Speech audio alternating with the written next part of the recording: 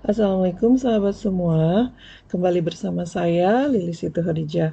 Kali ini kita akan berdiskusi mengenai penyakit kusta atau lepra, bertepatan dengan tanggal 30 Januari 2022 kemarin, 2022. Kita memperingati Hari Kusta. Untuk itu, saya ingin mengajak sahabat semua untuk mengenal penyakit kusta agar kita bisa tercegah dari tertularnya penyakit kusta.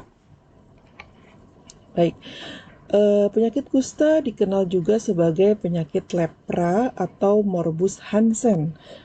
Ya, kemudian sebelumnya atau dahulu kita pernah mendengar bahwa penyakit kusta merupakan penyakit kutukan seumur hidup. Nah, saat ini dengan deteksi dini, pengobatan, penyakit kusta ternyata bisa disembuhkan. Kusta masih merupakan masalah kesehatan masyarakat karena cacatnya. Cacat kusta terjadi akibat gangguan fungsi saraf pada mata, tangan, dan kaki. Sayangnya, orang-orang yang cacat akibat kusta selalu dicap seumur hidup sebagai penderita kusta, walaupun sudah sembuh dari penyakit. Sementara sebenarnya hampir semua cacat dapat dicegah. Nah, oke, sekarang kita mengenal sebenarnya apa itu penyakit kusta. Nah, penyakit kusta merupakan salah satu penyakit menular dan penyakit kronis. Nah, penyakit kusta atau lepra ini disebabkan oleh Mycobacterium leprae yang terutama menyerang saraf tepi, kulit, dan organ tubuh lainnya, kecuali susunan saraf pusat. Nah, inilah G.H.A. Hansen yang merupakan penemu basil kusta. Ini adalah perbesaran dari Mycobacterium leprae, ya, gambarnya seperti itu. Kemudian kalau sejarah dari penyakit kusta atau Mycobacterium leprae ini ditemukan oleh Hansen dari Norwegia pada tahun 1873. Kemudian selanjutnya tahun 1879 Albert Neisser dari Jerman juga melakukan pewarnaan kuman ini dengan gentian violet dan fuchsin. Dan Robert menemukan bahwa kuman leprae ini merupakan jenis bakteri tahan asam. Oke. Nah, selanjutnya kita mengenal bagaimana sih penyakit lepra atau kusta ini menular. Nah, cara penularannya satu-satunya sumber penularan dari manusia ke manusia. Kemudian penularannya terjadi dari penderita kusta yang tidak diobati ke orang lain melalui pernapasan atau kontak kulit. Jadi bisa menular melalui percikan air ludah ya. Kemudian juga untuk kusta itu bisa menular perlu kontak lama dan erat. Di sini masa inkubasinya rata-rata 2-5 tahun. Nah, bagi penderita kusta yang sudah mendapatkan multi-drug treatment atau sudah dapat pengobatan atau bahkan sudah menjadi status release from treatment atau sudah keluar dari pengobatan, itu tidak akan menular lagi. Makanya untuk mencegah penularan dari penyakit kusta, makanya pasien-pasien itu harus diidentifikasi dan mendapat pengobatan sehingga dia tidak akan menularkan kusta lagi ke yang lainnya. Dan sebagian besar populasi itu sebenarnya tidak bisa tertular sebanyak 95%. Nah, untuk simulasinya seperti ini. Jika 100 orang terpapar kuman kusta, 95 orang itu tidak akan sakit kusta. 3 orang terinfeksi itu bisa sembuh sendiri tanpa obat karena daya tahan tubuh yang baik. Dan baru 2 orang sakit perlu pengobatan. Jadi ini adalah risikonya hanya dari 100 orang hanya 2 orang yang bisa tertular sakit. Namun tetap kita perlu waspada dan menghindari penularan penyakit kusta atau lepra ini. Oke, ini kalau distribusi penyakit kusta menurut geografi, di slide terlihat sekali bahwa penyakit kusta itu masih banyak di Indonesia bagian timur, tapi tidak menutup kemungkinan di Pulau Jawa, di Kabupaten Karawang pun ada kasus-kasus kusta. Untuk itu, tetap kita harus waspada dalam mencegah tertularnya kusta. Nah, dikatakan suatu desa menjadi desa endemis kusta atau desa dengan mampu menularkan kusta itu apabila desa tersebut selama 3 tahun berturut-turut itu ada kasus kusta. Kemudian dalam 3 tahun terakhir ada kasus kusta pada anak. Dan yang terakhir adalah 3 tahun terakhir ada kasus kusta dengan kecacatan tingkat 2. Itu desa itu maka bisa kita sebut sebagai desa endemis tinggi kusta. Nah, kemudian untuk menetapkan bahwa seseorang itu terkena kusta, kita perlu menemukan tanda utama atau cardinal sign. Nah, cardinal sign pada kusta itu ada 3. Pertama, ada lesi atau kelainan kulit yang mati rasa. Nah, kelainan kulit ini dapat berupa bercak putih, ya, hipopigmentasi, atau kemerah-merahan erythematous yang mati rasa. Nah, gejala khasnya ini adalah mati rasa, jadi tidak terasa apabila disentuh atau ditusuk, ya. Kemudian juga yang kedua, cardinal sign yang kedua adalah adanya penebalan saraf tepi yang disertai dengan gangguan fungsi saraf. Gangguan fungsi saraf ini merupakan akibat dari peradangan kronis saraf tepi atau neuritis perifer. Nah, gangguan fungsi saraf ini bisa berupa tadi, seperti tadi, ada gangguan fungsi sensoris atau mati rasa. Jadi ketika kita raba atau kita sentuh, si pasien ini atau orang ini tidak akan merasakan sentuhan atau rabaan. Kemudian juga gangguan fungsi motoris, adanya kelemahan otot paresi atau kelumpuhan paralisis. Kadang-kadang pada penderita kusta yang sudah menyerang saraf mata itu dia tidak bisa berkedip, jadi matanya selalu terbuka. Kelopak matanya selalu terbuka. Kemudian juga gangguan fungsi otonom atau kulit kering menjadi kulit kering dan retak-retak, ya. Nah, cardinal sign atau tanda utama yang ketiga adalah jika dilakukan kerokan skin atau kerokan kulit, ketika pemeriksaan selanjutnya dia mendapatkan BTA positif atau basil tahan asapnya positif, ya. Yang kerokan itu biasanya kerokan kulitnya berasal dari cuping telinga dan bagian aktif suatu lesi kulit. Jadi kalau ada lesi yang putih itu dikerok kemudian dimasukkan ke laboratorium, maka hasilnya dia ada basil tahan asam yang positif. Kemudian untuk tujuan tertentu kadang jaringan diambil dari bagian tubuh tertentu atau biopsi, ya. Pemeriksaan kerokan kulit hanya dilakukan pada kasus yang meragukan. Kalau kita ragu-ragu, maka untuk menunjang diagnosa itu dilakukan kerokan kulit tadi. Nah, pewarnaan dan pemeriksaan dapat dilakukan di puskesmas yang terdekat, ya, yang memiliki tenaga serta fasilitas untuk pemeriksaan BTA. Nah, untuk mendiagnosis penyakit kusta minimal harus ditemukan 1 aja dari 3 cardinal sign tadi. Tanpa adanya cardinal sign, kita hanya boleh menyatakan bahwa orang itu merupakan tersangka saja. Tersangka kusta dicatat pada formulir tersangka dan diobservasi, ya.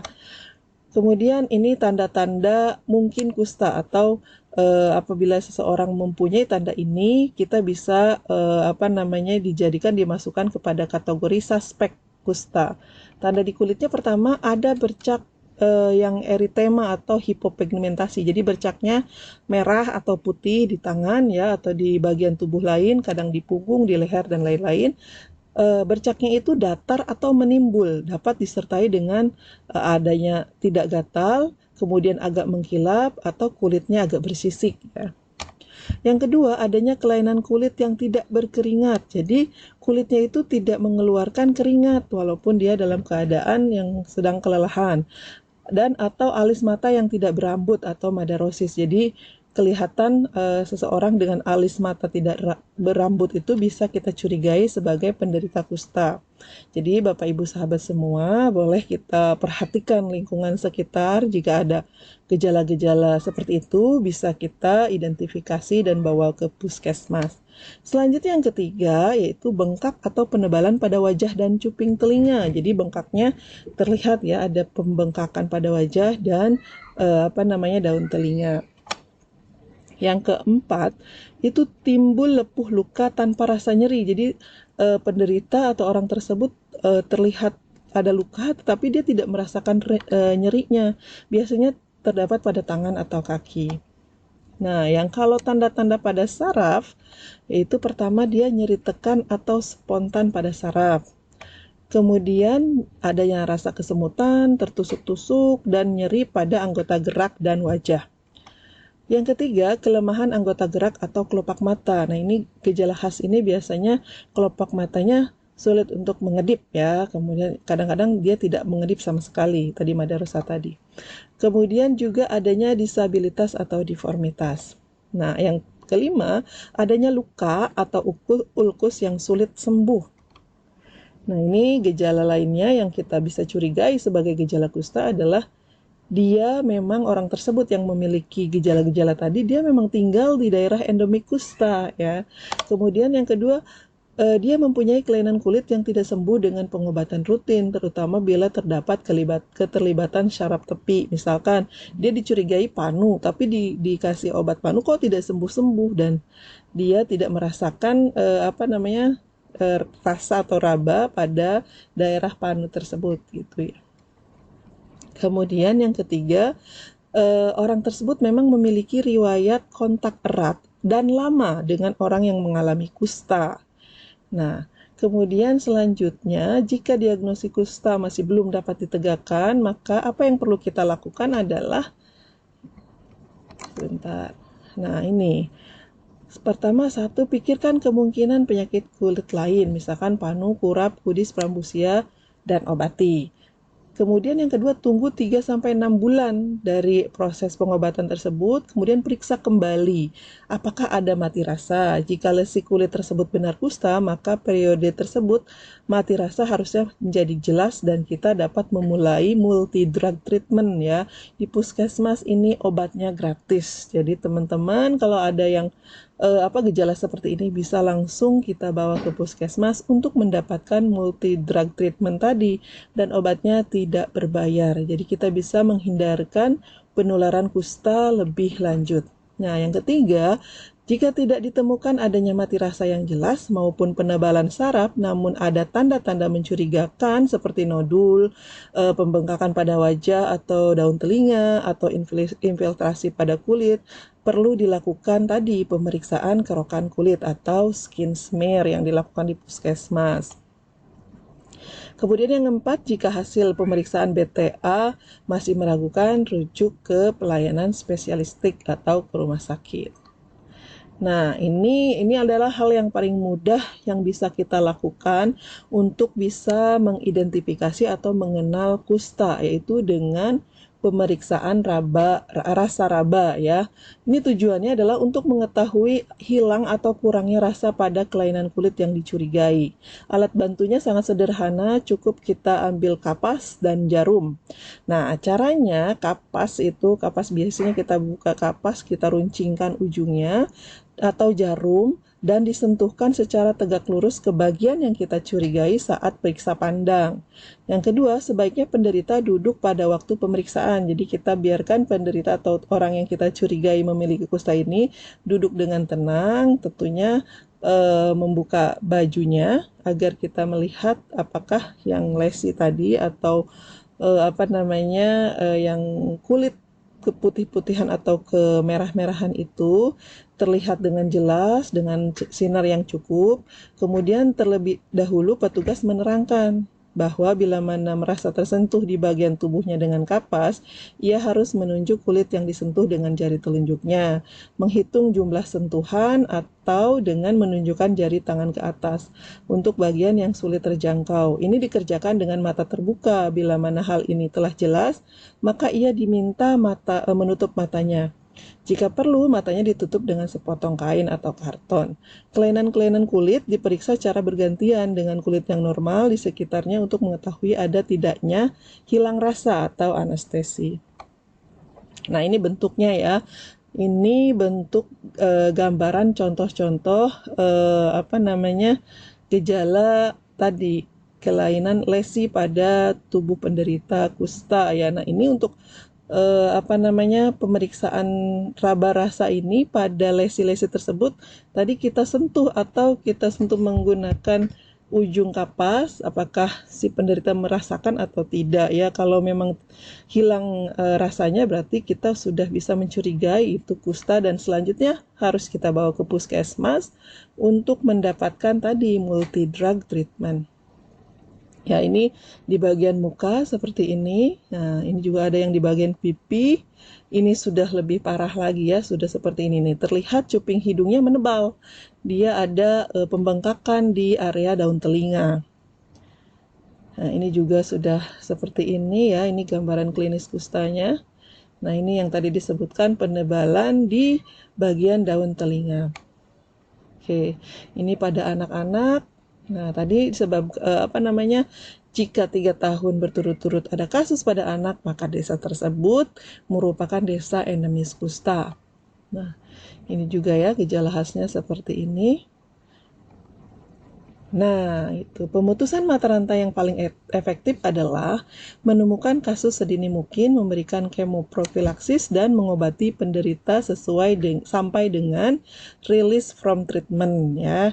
Jadi sahabat semua, kita bisa mempunyai peranan dalam memutus mata rantai penularan dari penyakit kusta ini dengan kepedulian kepada orang-orang keluarga di sekitar kita. Apabila sahabat semua menemukan gejala yang tadi, bisa dilakukan pemeriksaan raba rasa terlebih dahulu atau langsung ke puskesmas agar pihak petugas kesehatan bisa langsung mendeteksi kalau memang betul itu kusta, maka langsung memberikan tadi multi drug treatment, dan itu tidak berbayar atau gratis. Jadi kami berharap semuanya bisa menjadi atau mengambil bagian dalam pemutusan mata rantai penyakit kusta. Baik, mungkin untuk mengenal penyakit kusta saya cukupkan sampai di sini. Saya mengucapkan terima kasih atas perhatiannya dan mohon maaf apabila dalam video ini ada kata-kata atau perilaku yang tidak berkenan. Saya juga mohon kritik, saran, dan komentarnya silahkan ditulis di kolom komentar. Saya ucapkan terima kasih. Wabillahi taufiq wal hidayah. Wassalamualaikum warahmatullahi wabarakatuh.